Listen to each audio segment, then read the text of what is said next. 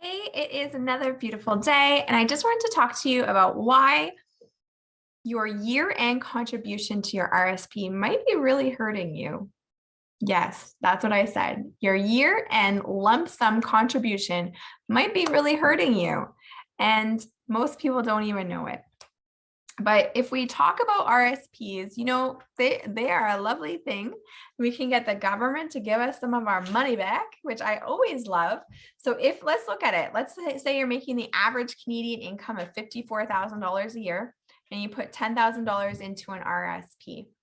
If you were living in Alberta, you would get a $2,774 refund. So $2,774 back from your taxes.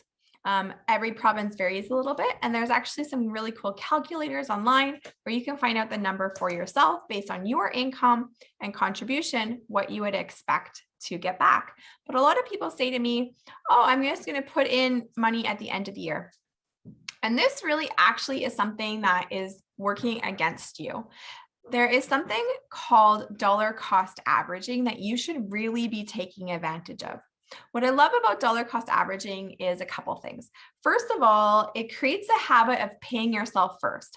We all know that if we wait till we have money to invest, we often don't have money, do we? So paying yourself first is where you set an amount that you're going to contribute automatically every single month or week or bi-weekly or however much you want to do that. But the important part is at least once a month, there is a set amount going into an investment of some sort so that you start to pay yourself first. It's like if you've ever heard the analogy where people say, oh, I'll do that when I'm wealthy. I'll give to the poor when I'm wealthy. I'll tithe when I'm wealthy. Well, with what you do with little, you will do with lots. Meaning, what you do with the income that you have now is an indication of what you're going to do with a lot of money, or if you have wealth. You're actually probably just going to do the same thing, but on a larger scale. This is often why you see people that win the lottery go broke in a short amount of time because they've never learned the fundamentals of money.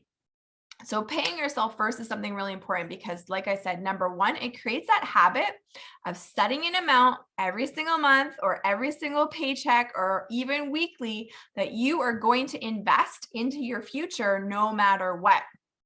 But number two, what really happens when you're dollar cost averaging is something beautiful. If you've ever heard buy low, sell high, right? That's what everyone says about investing, buy low, sell high. But when the heck does that happen? How the heck do I know that's going to happen? I don't know. I have a job. I didn't know the pandemic was going to happen and the markets was going to crash. Did you? I mean, if you do, you probably shouldn't be watching this video. You should probably be like leveraging that somehow to become ultra wealthy, right? Or at least buy those lottery numbers. But buying low, selling high is a key fundamental pillar of actually making money in the stock market. So what happens is we get caught up in rates of return. We get caught up in looking at, did my stock grow? Did my stock grow? But when we're dollar cost averaging, the market is always going to fluctuate. The market fluctuates on a daily basis, a monthly basis. It's always going up and down. But if you look at the stock market as a whole, since 1926, it has averaged about 10 to 11% return. But it's had lots of bumps along the way, hasn't it? So the idea of dollar cost averaging is you're putting that money in every single month or every single paycheck. And the chances is that more often you're going to hit when it's on sale versus when it's not on sale. And if you're a shopper of anything else, we all know that you want to buy stuff on sale, right? Like if Apple had a sale today and they said you could go buy the new iPhone for 50% off, one day only, how long do you think that line would be? How many people do you think would be standing in line to get that iPhone at 50% off? A lot, right? But when it comes to investing, somehow we get emotional about it and we want to buy what's the good stock, what's doing really well, because we think that we want to buy something that's rising in value.